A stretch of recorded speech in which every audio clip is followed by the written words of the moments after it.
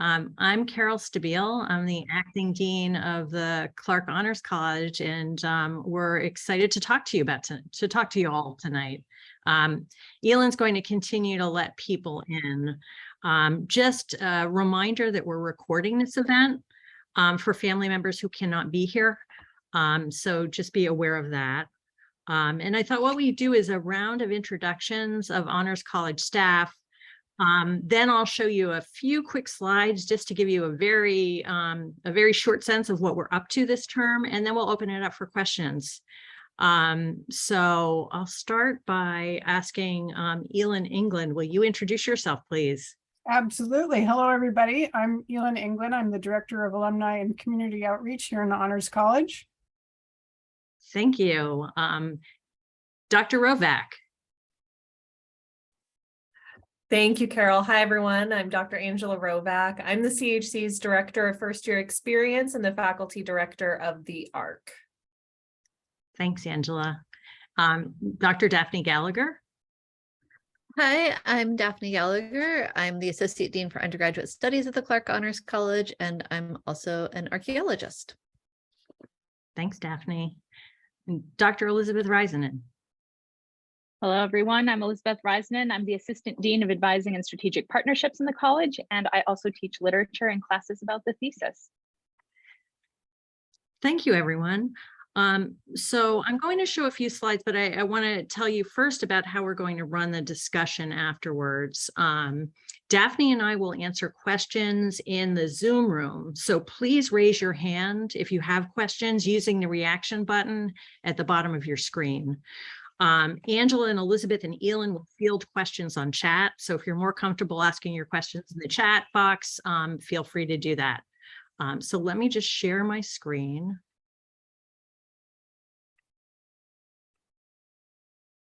All right, you should be able to see it. Okay, terrific. So I noticed, there we are. So as you know, the Robert D. Clark Honors College is a liberal arts college within a world-class research institution. Our small classes at the Honors College build community. You probably know that all of our classes are capped at 19 students, but average about 16 students. Our coursework examines current events and tackles the world's pressing issues. We have a whole series of topical Honors College courses that fulfill university requirements. I'm sorry, I'm getting ahead of myself here. CHC courses and thesis projects, which y'all don't have to worry about right now, and neither do your students, but they teach students to solve problems.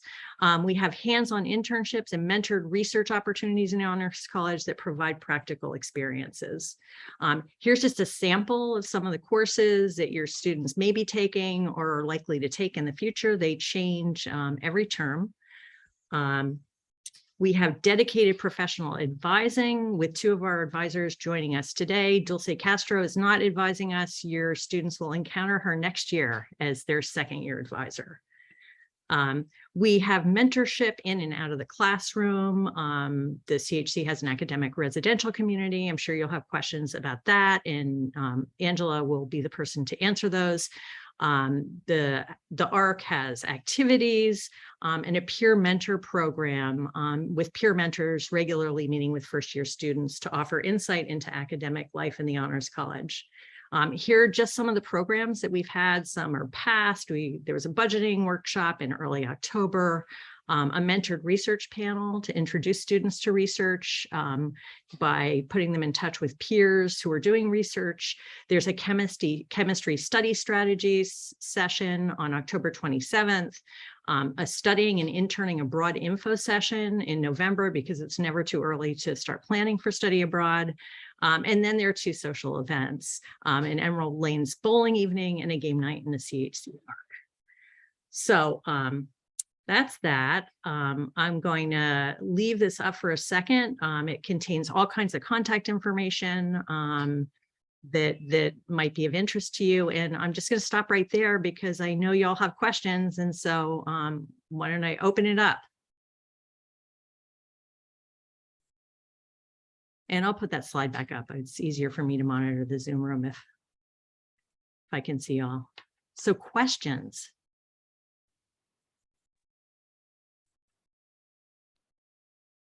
Are we just yelling out our questions? Is that the best I way? see Richard Miller in my top screen. Hi, it's Jennifer. I'm just noticing my husband's name there. Hi, Jennifer. Hi. Can you talk a little bit about some of the challenges with scheduling an academic advising appointment, and what would you advise? How would you advise we advise our students for trying to secure that, particularly as a brand new student with a lot of anxiety around how to navigate this process with winter term coming up? I think, Angela, will you field that question? I'm assuming that you mean honors college advising, but Angela or Elizabeth may also be able to address some of the challenges students might have with major advising as well. Ange, will you want to take that?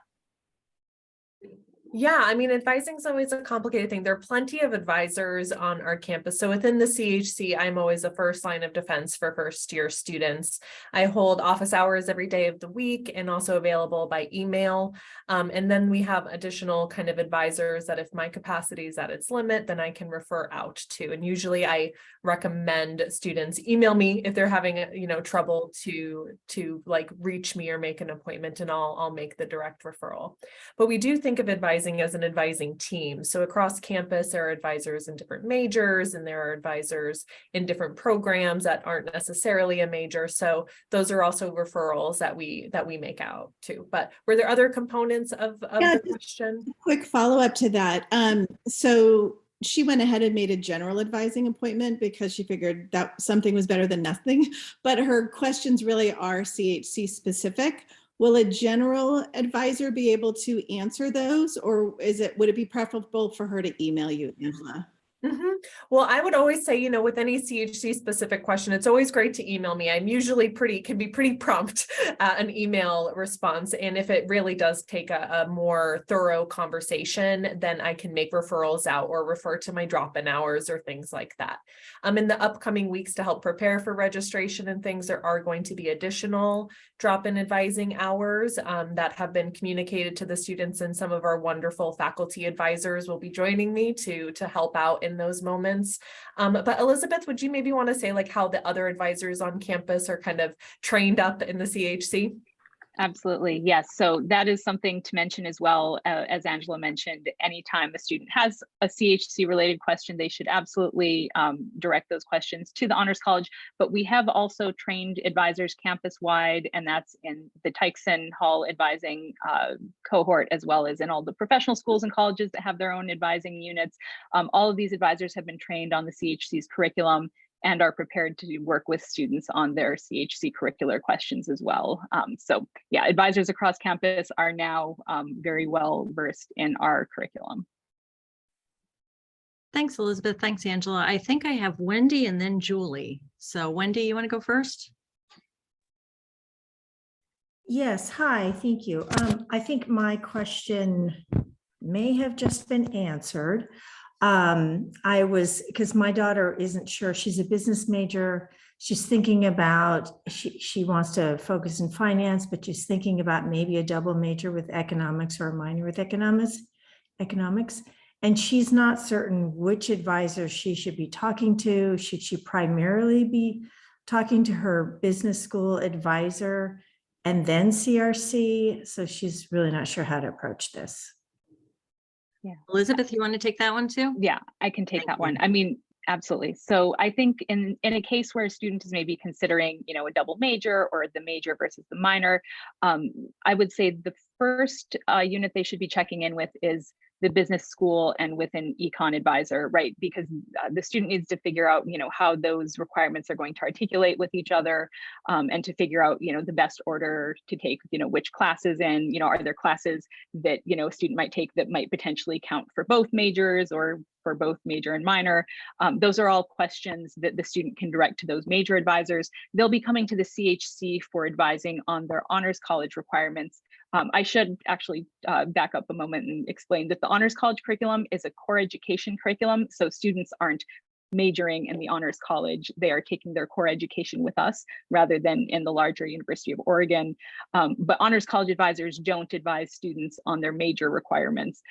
They go to their major units for that advising. So, you know, regardless of whether the student ends up with a double major in business and econ, or a major and a minor, or, you know, whatever combination they end up with, they'll be seeing their CHC advisor for the CHC piece of their curriculum.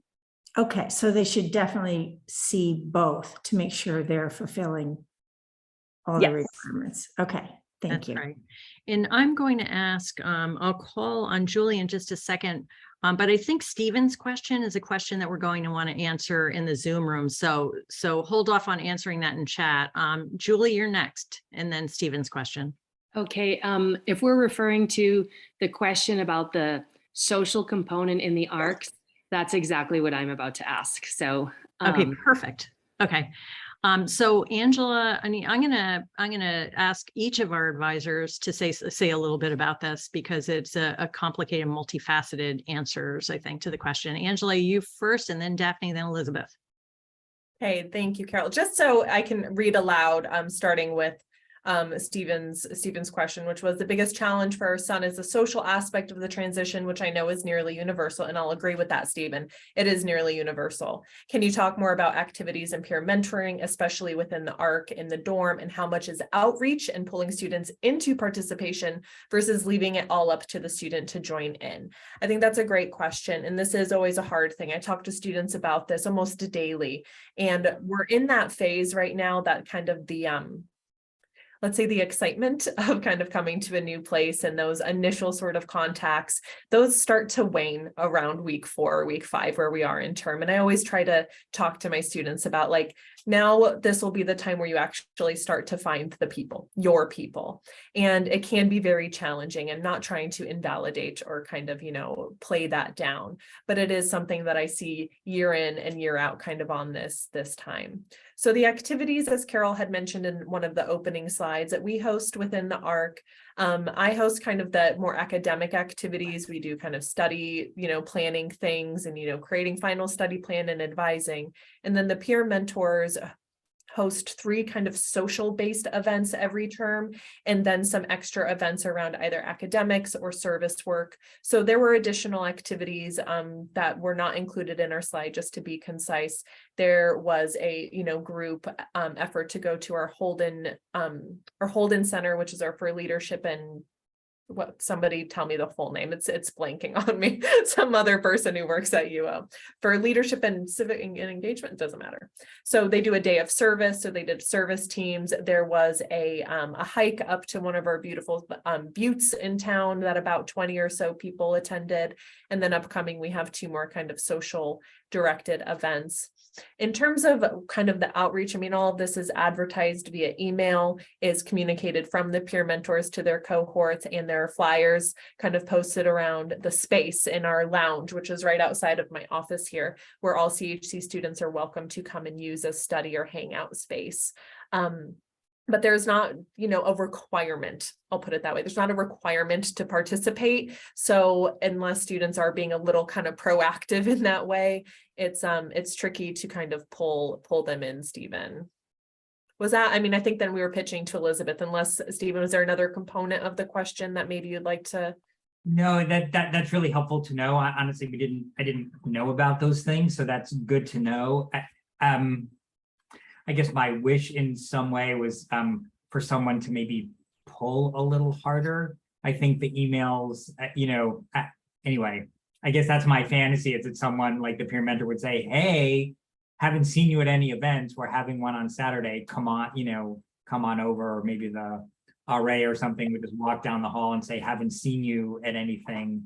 Mm-hmm. But that's, you know, I think for our son, who's maybe on the more introverted side, maybe needs a little pulling rather than, I mean, just having them. But it's good to know that there are things there. Yeah, and thank you for bringing up that other component, Stephen, because what has been missing, at least in my estimation, is I haven't spoken of the housing side of the ARC. So we're on the honors college side, and then there is, of course, the housing side where there are resident assistants who are, if you're living in the CHC ARC, either in Global Scholars Hall or Justice Bean Hall, then you do have honors college students also serving as your resident assistant or your RAs. So they're probably going to be a little bit more likely to do some of that polling because they're living in the space and like working in that space with the students.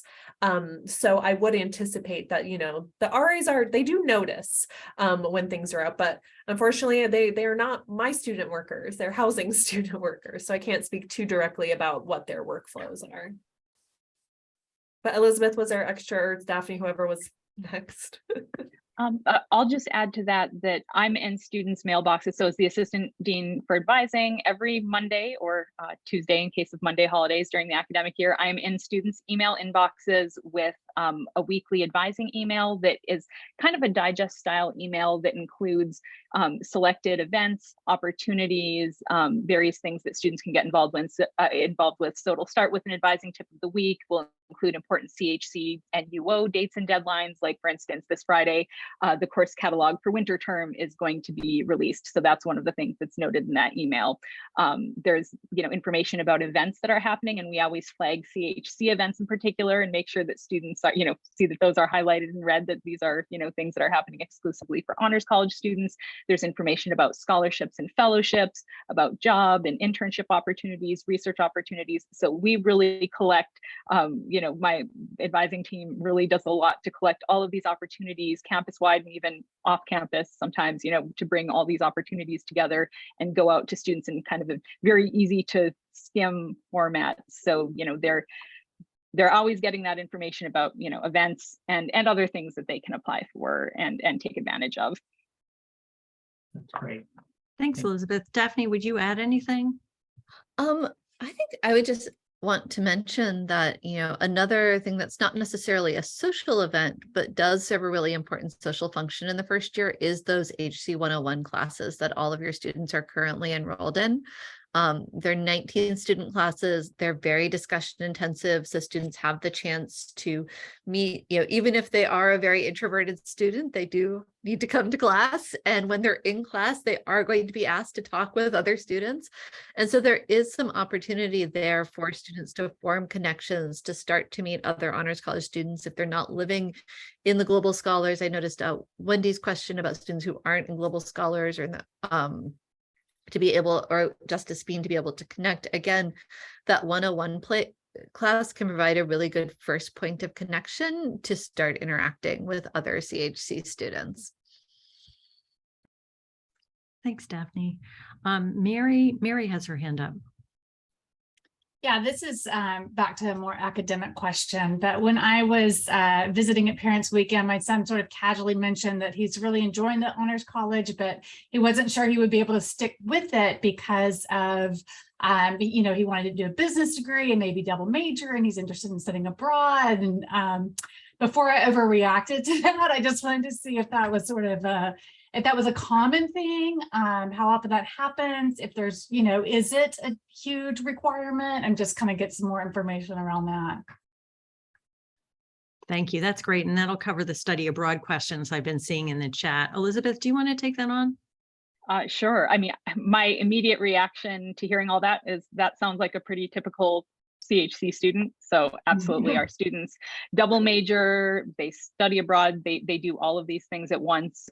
That's why we do, because we know our students are so motivated and want to do so many things and put so many things together, we do place a lot of emphasis on, graduation planning from the beginning. Not saying that the first 3 or 4 year plans that a student will put together in their HC 101 class is the plan they have to follow for the rest of their lives at UO, but rather to just get them started with some forward planning so that they can fit all of the things that they want to do into their time, in the CHC and at UO.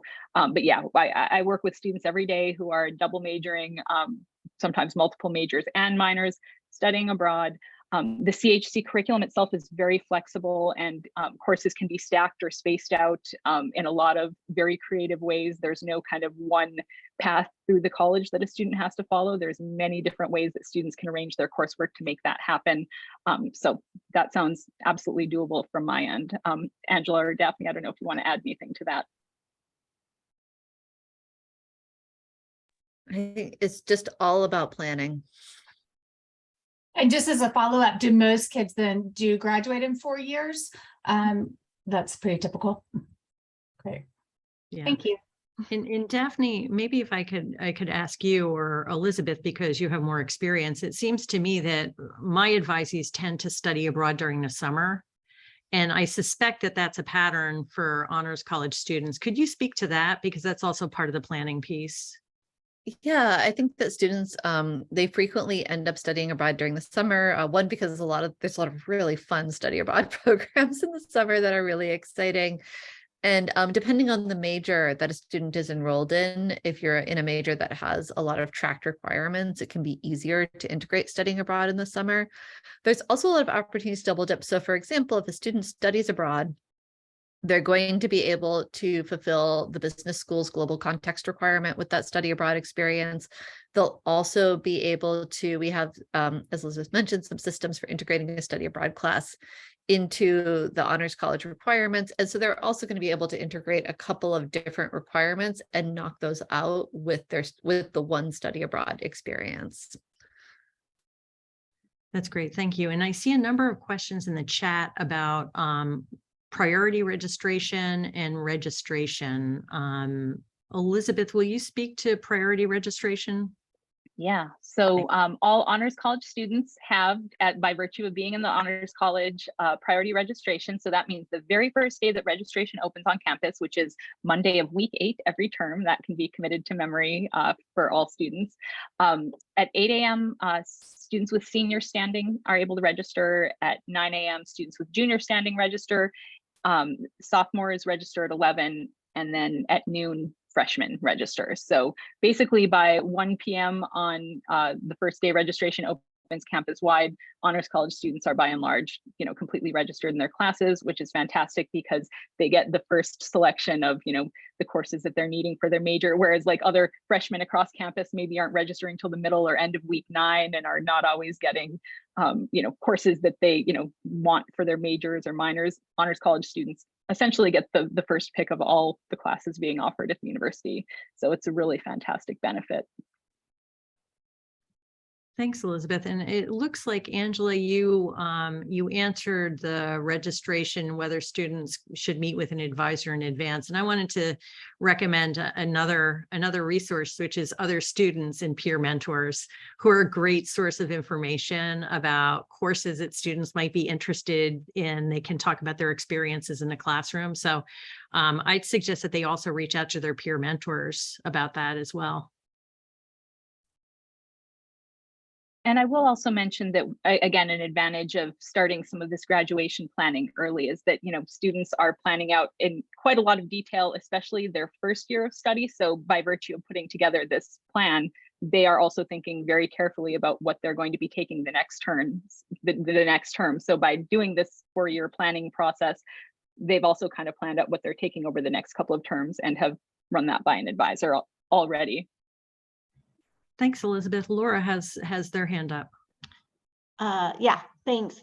So my daughter's has yet to declare a major, decide on a major, and I know she's done some talking with her first advisor during the summer seemed to be a second-year advisor that she met with, and then she did meet with somebody, she said, who was a first-year advisor, and that she felt pretty positive, but I mean, she's sort of just latching onto the first thing that came to her mind as her major. And I just wanted to know where she could turn for some more support or ideas. Angela. Yeah, your student probably, if they did speak to me, they already heard this speech. I love exploring majors. They're actually kind of my favorite students to work with. No, not to for anyone's like, student in the room.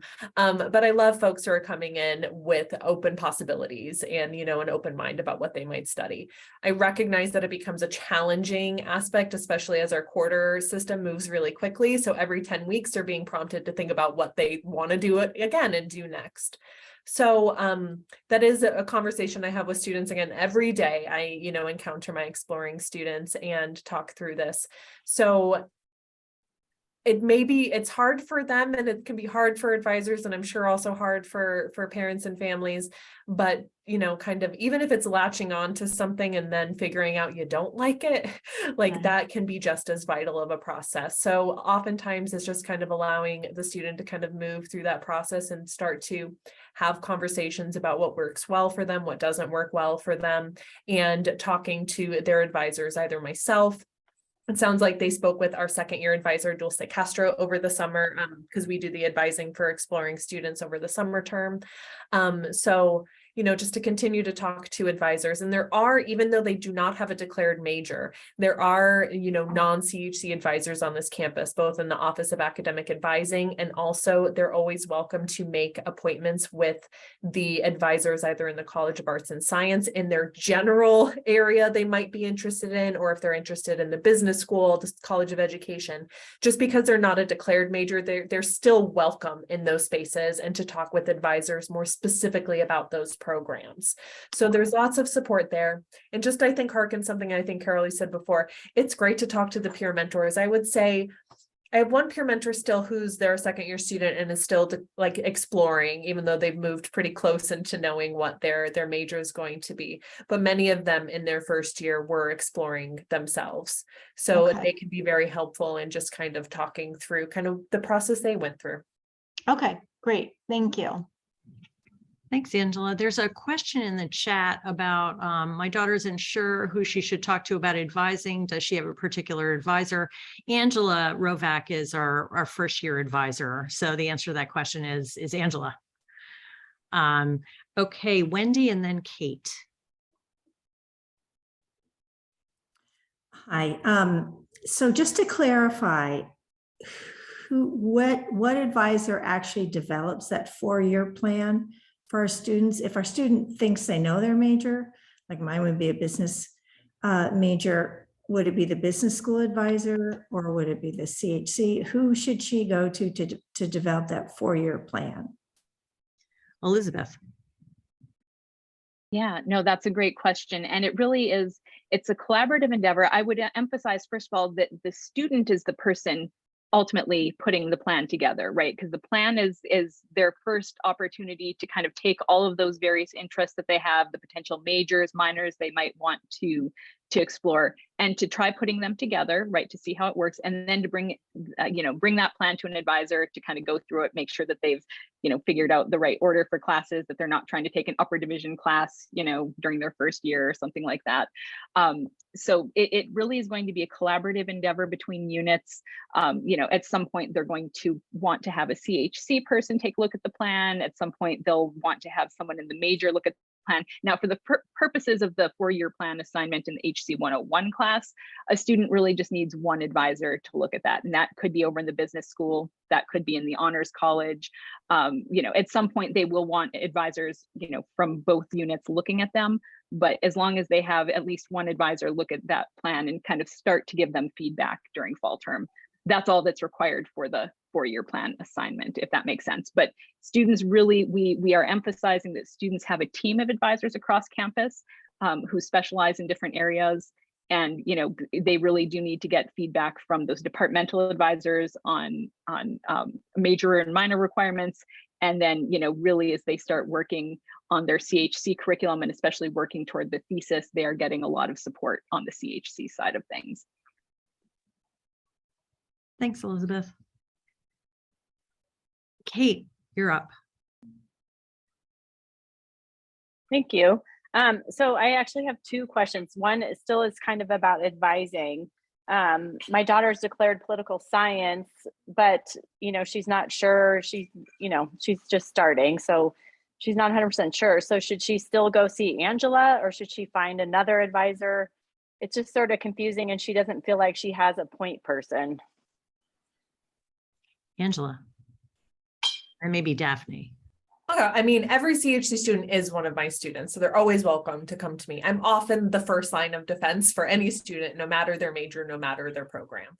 So if they're feeling uncertain, they can always email me or come to my drop-in hours or anything like that.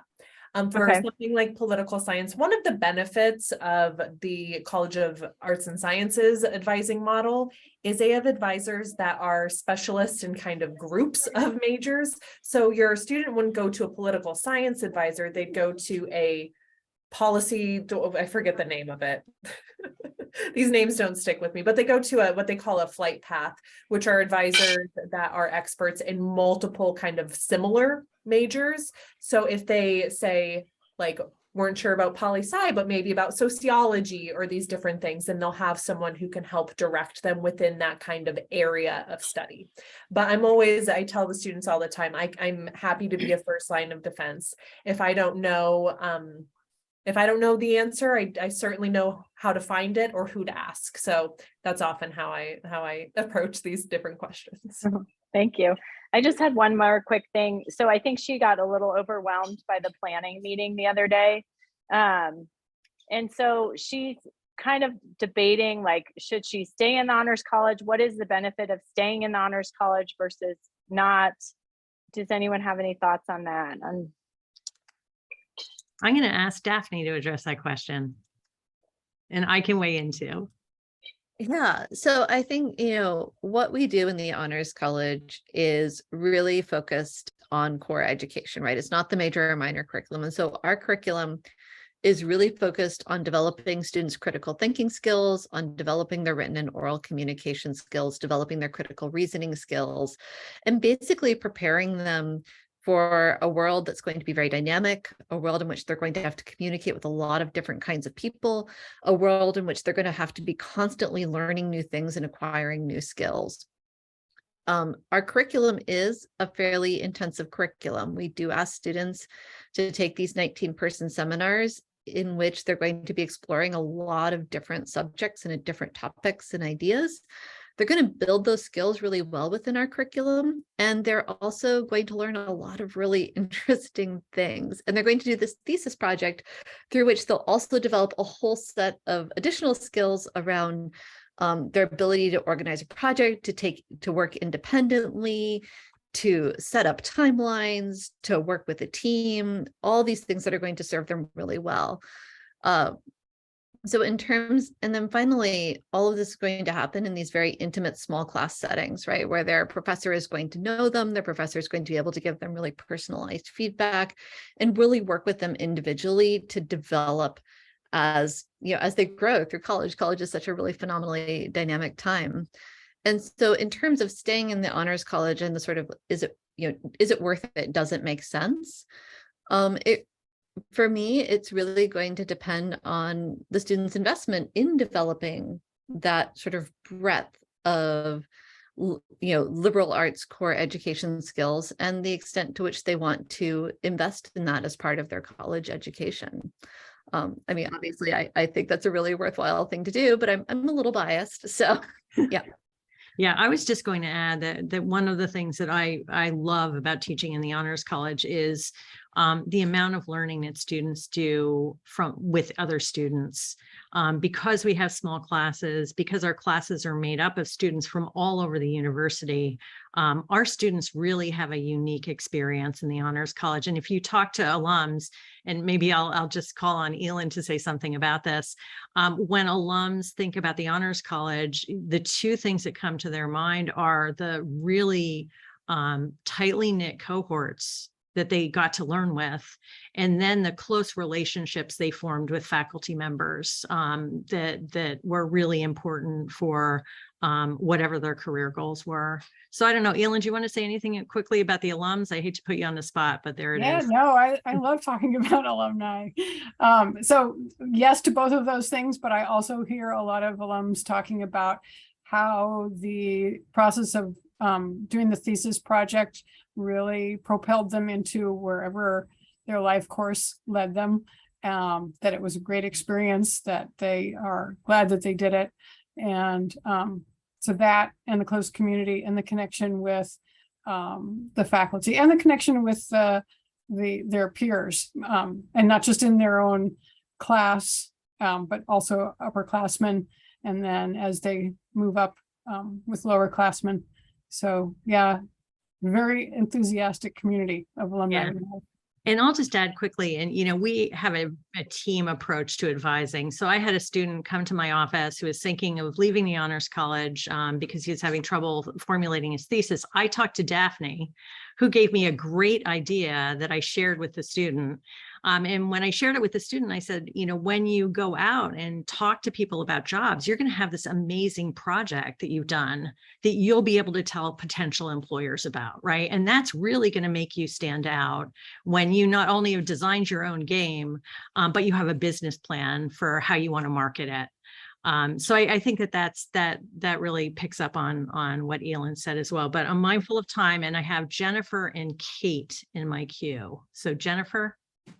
Thanks. I just had a couple of follow-on questions, one for Elizabeth, one for Angela.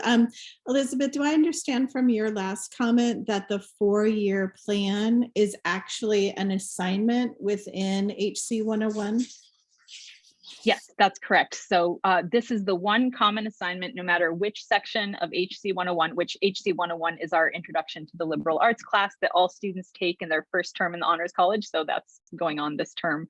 But no matter the topic, and I mean, there are topics that are more science-based, social science-based, arts and letters-based, no matter the topic, every student in every class completes a 4-year plan assignment or a graduation plan assignment, right? Not all plans are 4-year plans either. Some students are on 3-year plans, say if they're in the 3+3 program, right? There's different iterations of those plans, but every student puts a plan together. And in the case of some students, they might put 2 or 3 plans together because they're considering different majors or different combinations of majors and minors, and that's totally fine.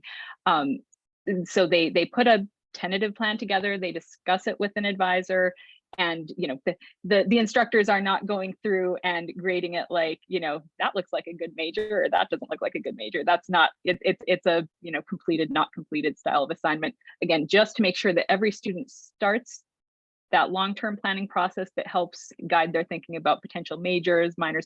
But every single one of those plans, I mean, I don't think anyone is going to walk out of HC 101 with a 4-year plan that they did in that class and follow it exactly as written. I don't think that's ever happened in the history of the Honors College, because plans change, majors change, even just the classes that students decide to enroll in from term to term change. It's just meant to help students start planning for the future so that they can fit everything that they want to do: internships, research opportunities, study abroad, 2 majors and a minor. They can fit everything in and more. Thank you so much. And then the other follow-up question was related to the CHC language requirement. So is that regardless of a BA or a BS for the Honors College to have the language requirement?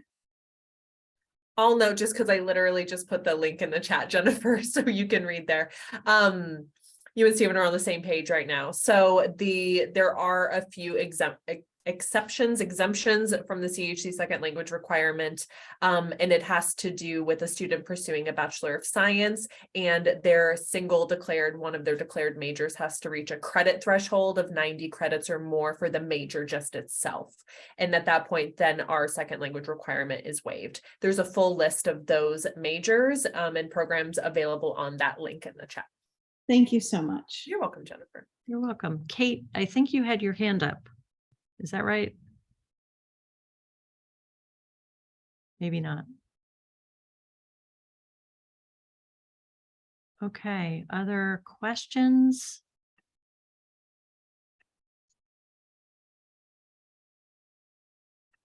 Give it a minute. Is there anything that we've seen in chat that you feel like we should address? Elin, is there something in chat that you wanted to? There was an earlier question about how students who aren't in the ARC and not living at GSH or in Bean can most easily connect with other CHC students. And I'm not sure if that got addressed or not, or I might have been admitting people from the waiting room. I think Angela did, but Angela, do you want to reiterate that in the Zoom room? Yeah, I mean, all of the ARC activities and programs, including the peer mentors, are available to any first-year CHC student, irregardless of where they live or their participation in other ARCs. Some of your students may be living in other ARC spaces as well. So everyone does have an assigned peer mentor and hears from them. And even if they're not living in GSH or Global Scholars Hall, wait, those are the same things. Sorry, Global Scholars Hall or JB, Justice Bean, they have access to our ARC lounge. So if they're ever on this part of campus or they live in a nearby residence hall, they're always welcome to come into our lounge. In addition to that, I would just like to emphasize, I think it was Daphne who was saying some of the connections in, say, the HC 101 classes or other HC classes. And of course, just attending other events in Chapman Hall or in the CHC ARC spaces is a really great way to connect with CHC students. But if anyone else has other things that I've forgotten. Any other questions?